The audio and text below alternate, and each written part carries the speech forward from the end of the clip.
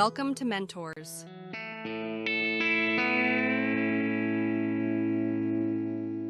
Welcome, Rod Can you and hear me? Marsh. I can hear you Thank just you. fine. Okay, great. Thank you for being here today. And Of course, my pleasure. I want to talk about your grassroots business and your art business. And let's start off by talking about you and your art business. And how we met was through my husband. And you and Doug were best friends back in college, and you started off doing murals back with him, and then that kind of led into your art business, and then you kind of Yeah, took that's off right. and In went from there. fact, So if you in give the fact, story. 35 years ago, the first mural I ever did was with your husband at a nightclub we were both working at. It was kind of a playoff of the Boulevard of Broken Dreams with Elvis Presley and Humphrey Bogart and Marilyn Monroe. And Right. I think it was like about 15 feet wide by about 5 or 6 feet high. And it was really cool. The first installed artwork I ever did was with your husband. How crazy is that? That's bizarre. Oh, right. I remember that beautiful mural, and I didn't get to see it in person, but that was in Lubbock, Texas. Is that correct? Where you That's did that correct. Yeah. during college days of tech? Yes, that's correct. Yeah.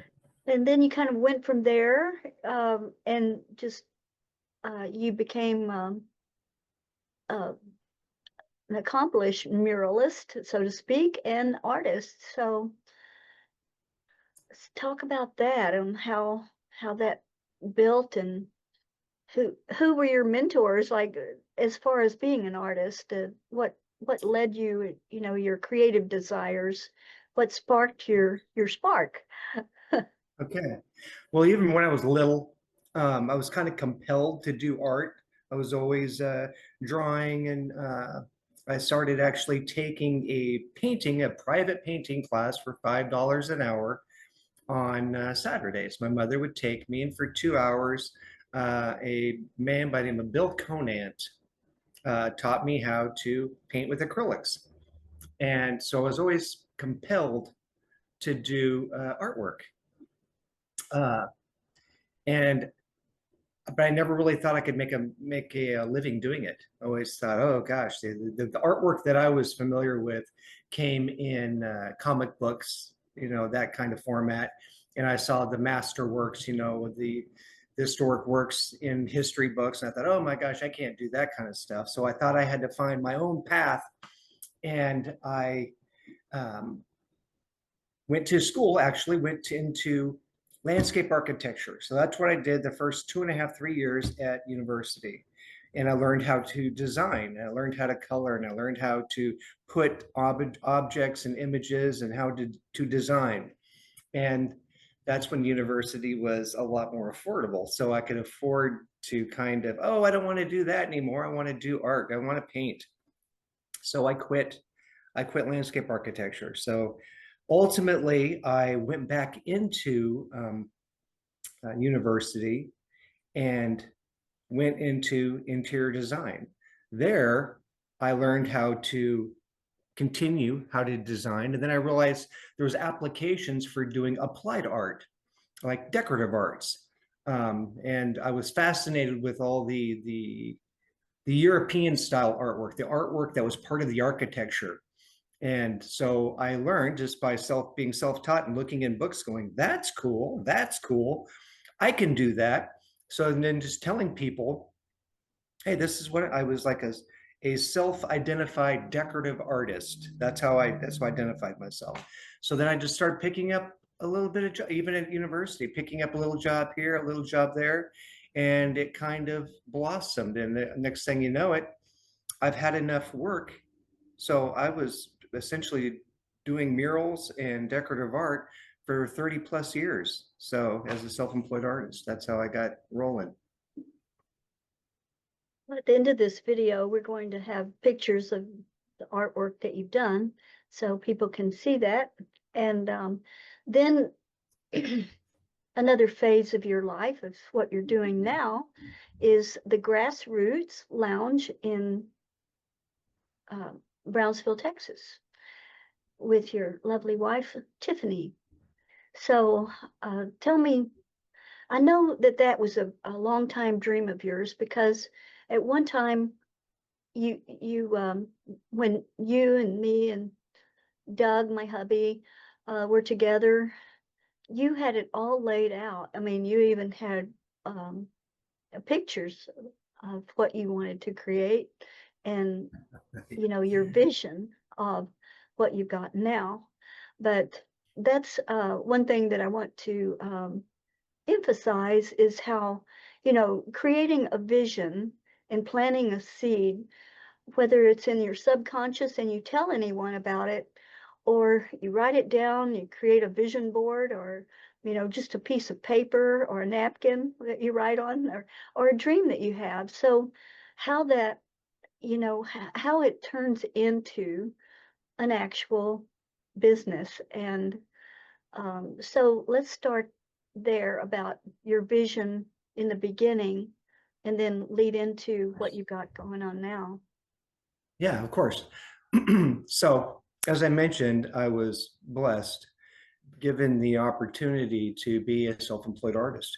So I worked for myself, and and while I was working for myself, I had the opportunity to listen to various uh, podcasts and books on tape. It started off as just listening to AM talk radio. So while I was working all day, I was listening to people talk about different ideas and different, most of it was political, some of it was religious. Then I started listening to conspiracy radio at late at night. And I was fascinated by it. I was entertained by it, because just listening to music, after a while, the same old music, the same old playlist over and over again got boring to me. So I started anything I could listen to with that had a voice that was talking to me. I was supremely interested in. So I've been listening to podcasts, books on tape, AM, FM radio. Like most of it was political. So that's what started propelling me forward. And then as I was getting interested in all this information I was hearing, I thought I thought it was self-evident that everybody would be interested in what I'm hearing. I thought the people the people and the voices that I'm hearing, everybody was hearing it. So silly now to think about it, but so I started being really affected by the people I was listening to. People like Glenn Beck years ago, Dennis Prager, a little bit of Rush. Not really. It was almost too political for me at the time. But then as I started listening to these ideas, they were affecting me. When I was younger, I was definitely more of a liberal-minded person. From it seemed natural that we should all take a part in our society. We should all have an influence. So when I was younger, I was definitely more liberal-minded. But as I got older and as I started working for myself and realized the economics of my situation and the little family that I'd started, I started becoming more conservative. So the messages I was listening to led to be more conservative.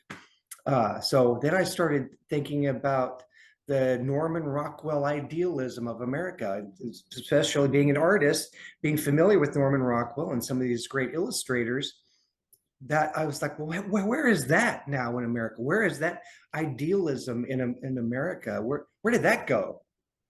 Or was it even a real thing? Or was it all fabricated in artwork?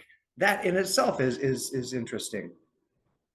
So as I was affected by all this information I was listening to, as well as the artwork that I was getting to install, they kind of meshed together into the concept for Grassroots, which initially was more politically minded. My original idea, I think when I came and talked to you and your husband, was like the Liberty Lounge. I think that was what I was throwing around at the time. It was more God-based, more politics and religion. The two taboos of polite conversation you're not allowed to discuss. Those are the very things that that convicted me. Those are the things that got me excited. And those are the things I wanted to talk about. But we're not supposed to talk about that in polite society. So I think, gosh, Kiki, it's been 15 years since I went and had that talk with your husband and you about this idea for the Liberty Lounge, talking about things in our culture that were interesting. Some of it was conspiracy minded, like the chemtrails and big pharma and socialism versus capitalism. Some of it was Bigfoot, the very esoteric kind of topics. But those are the things that interested me. And when in talking to other people, they interested other people as well. So. But a lot of that has driven me as well to have the events that we have at Sky Pony Gallery in Plano, Texas. And so, yes, I got the same education that you did through alternative media. And instead of mainstream media that obviously, whatever they say, you can just turn around 180 and pretty much bet on that's the truth. So yes, it got me started too with my motivation of even creating this podcast so that people can have freedom of speech, and also I wanted to talk about what motivates people and how they just have their ideas that just are little thoughts or maybe a dream that you have, and then all of a sudden you've got a business. So Grassroots Lounge, let's talk about what you do there. Like, I know you have music and a stage, and you have musicians come in, local people, and also you have other speakers as well. So talk about that just for the audience to know what's going on there at Grassroots Lounge. Yeah, Grassroots Lounge, the idea and concept for it, like I said, originally it was more political and religious based. And my beautiful wife, in her discernment, suggested, hey, let's not scare people from even coming in the door.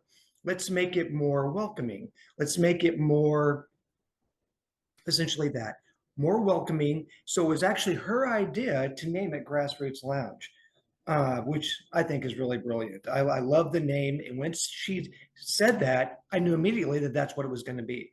And actually the imagery, our logo, was my wife's idea. But I took the idea and drew it and refined it. So this was actually my idea that I took and refined. So it is, as you've seen our logo, it's the place to gather. So that was kind of our concept together. We wanted a place, not a sports bar, or you see different restaurants with different types of concepts, with Mexican restaurant and Italian, and Chili's is kind of the ultimate bar food. So we wanted to have a unique place that wasn't a bar, but we offered cocktails. Wasn't a restaurant, but we have fine quality food. We wanted ultimately to be a place of comfort where people could come and communicate one-on-one, because I feel, as well as my wife, that our culture has gotten so lost and caught up in social media, which we have to participate in, as we're doing right now, but the one-on-one has gotten lost. So we wanted to offer more of a lounge atmosphere. And yes, we do offer musicians to come. We don't have karaoke because we wanted it to be original music. We wanted it to be, we're also an art gallery, and we also offer a stage for people to come and talk about homesteading and prepping, apothecary, the use of herbs, and plant-based diets. And on Thursday nights, I started a I don't know what to call it, a talk. It's called Truth Seekers, and it's based basically on my last 25 years of interest in these crazy topics. Like I'll talk about the Shroud of Turin and chemtrails. I think the one last night I talked about was the lost city of Atlantis and ancient civilizations. What happened to them? Were they real, or are they all fabricated? So, and I found that people are interested in hearing about these things as well as me. So I think our biggest challenge has been letting people know what we are, that we're not just another bar, another nightclub. We're a place of comfort that you can come in, have a Bible study, we have book clubs that come and meet, and we haven't been here that long. We've only been in business for 5 or 6 months, but slowly but surely, people are learning what we are and what we're doing, and I think it's completely unique. I've never seen anything quite what we're trying to get started here. And we chose Brownwood, Texas, because it was more of a rural atmosphere, and we thought it was more conducive to the type of concept that we're moving forward here. And ironically, Sky Pony Gallery, your gallery with your husband, gosh, I can't believe it now. I think it's been 4 years ago. You invited me to come and help you with some of the events that you were doing. You had open house at your gallery, and you invited me to come and help assist in those. And I love doing it because I was in my own world, my own little island, doing art, taking care of my daughter. That was my entire world. So when your invitation to come help you with your events gave me confidence and kind of reintroduced me to the public. Like, I not only can I do this, this is what I will be doing. So thanks to you, and bless you and your husband for giving me the opportunity, kind of as a push forward, like, hey, this is what you're doing. And thanks to my lovely wife, this is a blessing. It truly is a blessing. I always had this in my mind, but it's even better than what I actually originally, my original concept has not only been fulfilled, but it's grown and gotten so much better than I could have imagined. Well, I remember, you first originally started doing artwork with the gallery, associated with the gallery, and then it moved into where you were actually the presenter at Sky Pony Gallery, and Right. you had this group, and what was the name of that again that you called it? American Trinity. That's it. Okay, I just couldn't bring it out to my memory. So Yeah. American Trinity, and you had a good following there, and I could tell by the way that you were presenting, and this was before Grassroots Right. became a reality, and even before Tiffany became a reality, your wife. And That's right. Yeah, that's like, right. but anyway,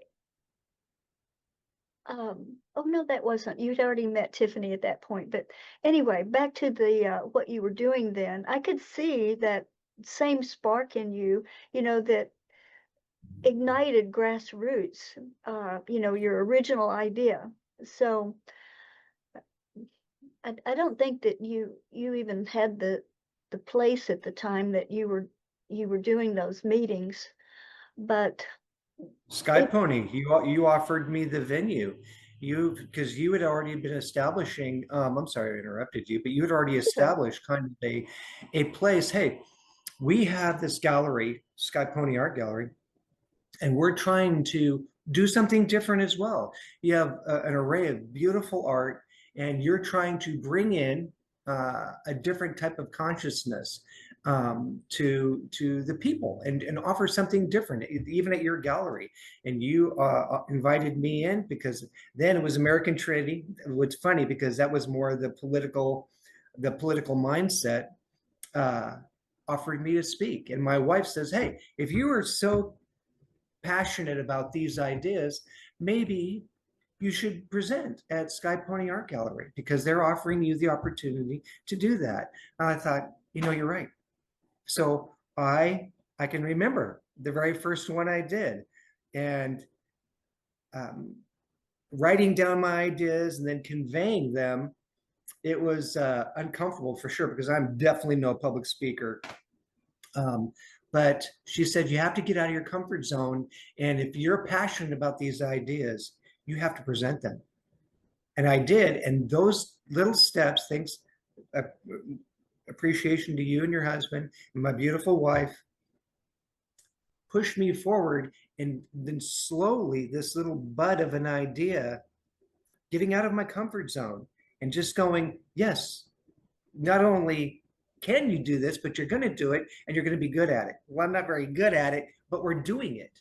And it's a blessing. It really is. It's a blessing. So I much appreciated to you and your husband and my beautiful wife for moving us forward into this. That's a good example of just ordinary people seeing the spark in another, and how we, in our daily lives can offer any kind of encouragement and push to follow your dreams.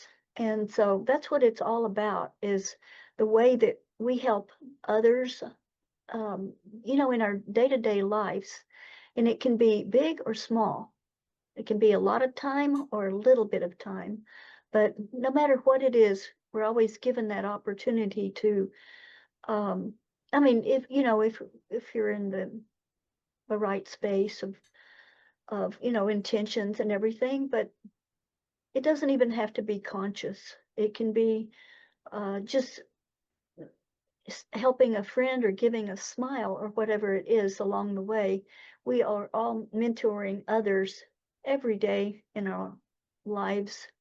And you never know what somebody's going to do with that just encouragement and push along the way to help you to get to where you need to be, even if it's just to have a better day. But You're exactly right.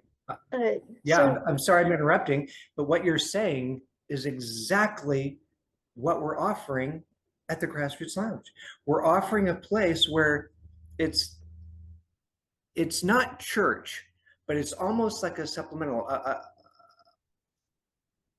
Tiffany, my wife, says we're almost offering a mission field to people that don't have another place to go, that can come here and get conversation and get, generally, we care about the people that come in here. We don't have, our entire staff consists of my wife and myself. And so when people walk in the door, they're treated special. Everybody is. They're treated special. Exactly what you're talking about. I think in some small way, we are offering that spark to the very people that come in to Grassroots Lounge, that we're hoping them to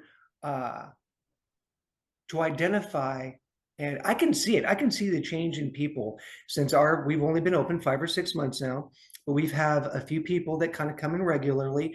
I can see the difference in them. And I hope it's not arrogance, but in some small way, I think we have had a part in that, my wife and I. And my wife she's the hospitality aspect. I'm more of the service-minded aspect, but together we are really a wonderful team, I think. And what we offer is exactly what you're just talking about. yes, and that's why I wanted you to have this interview, because I see what, I saw it from the seed that you planted, and then I watched it bloom, and then I watched it sprout, and now here it is, a beautiful grass root, and that's a perfect name.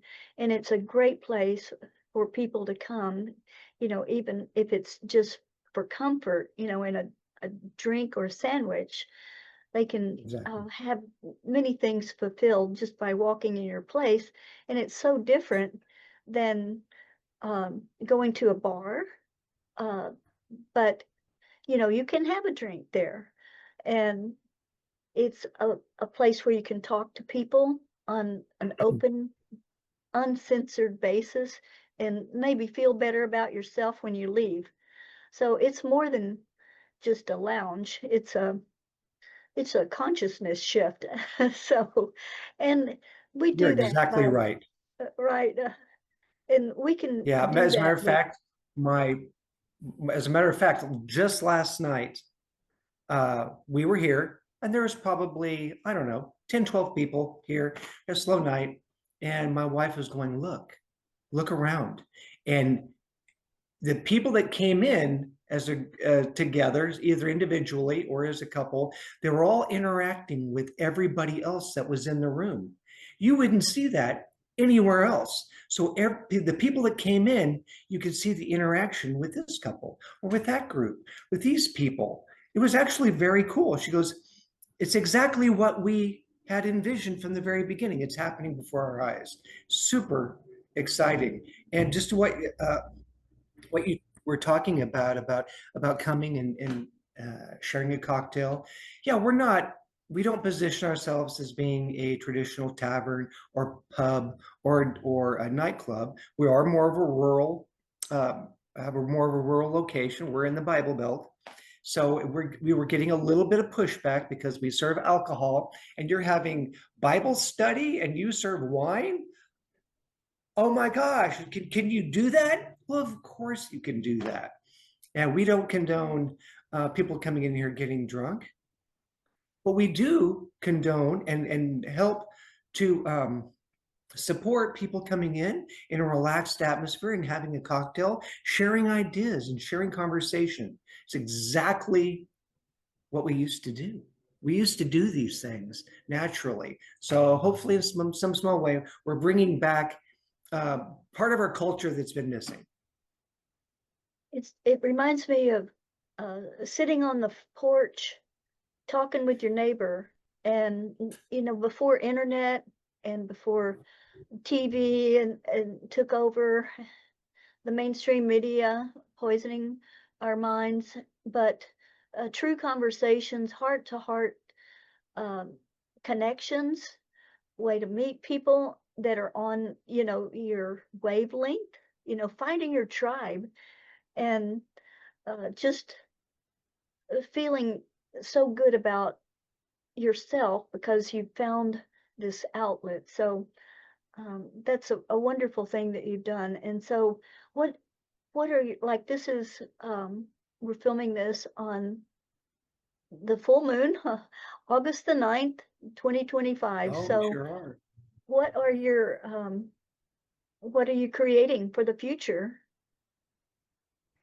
Do you have events like, You know what's I know interesting you have your Thursday about night that, events, but excuse me, but right?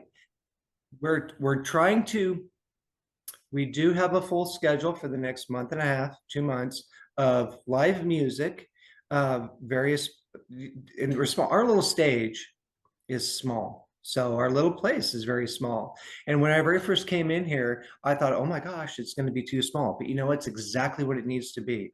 It's comforting, it's quaint, it's small, but it's inviting and it's really comfortable here. And so our our stage is very limited. We can only we had typically it's great for one person. If you have two people, I don't think we've had more than two people perform on our stage because it's small. It's right here behind me, and this is our entire stage. So we have a beekeeper coming to do a talk. We have a homesteader coming to do a conversation. We have an apothecary coming in doing a talk. We have, we're trying to, I'm trying to find a prepper to come talk about prepping and in case of emergencies.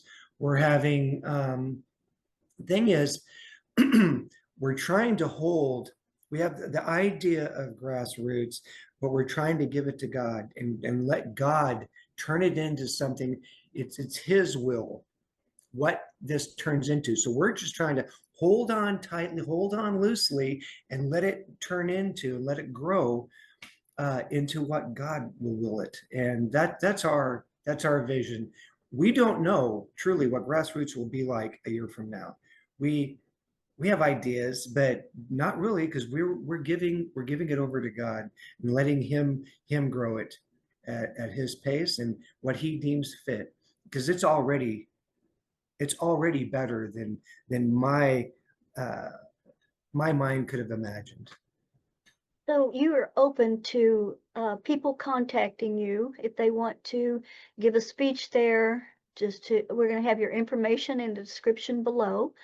So Okay. people can contact you if they're a speaker, or if they want to be a speaker, or if they want to just talk about something that's bothering them. They don't have to be a speaker. Just, you know, vent about what's bothering them, and then we will have the go ahead. What did you want to say I was going to something? say, thank you. Yes, if you have a short story you'd like to share, if you're we've kind of had a small poetry slam where people are coming and sharing their art. If you're a juggler, hey, we'll make time for you and space for you right here doing your juggling. We're going to have a comedy um, uh, night come up. We're having a gospel night come up where people are playing gospel music. So anything you'd like to share, personal or more of a communal, we welcome it. Just come, hit me up, and we'll talk about it. And the little stage is yours.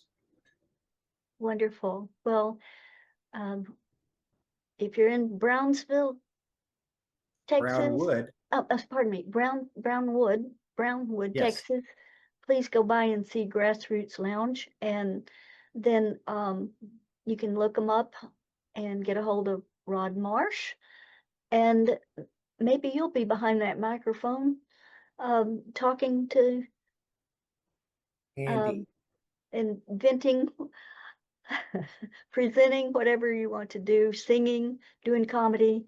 But well, anyway, thank you, Rod, for your time, and Thank you, can't Kiki, wait so to much. see And you bless in you and your person. husband. All right. Well, you have a great day, and we'll talk soon. Thank Bye you. for now.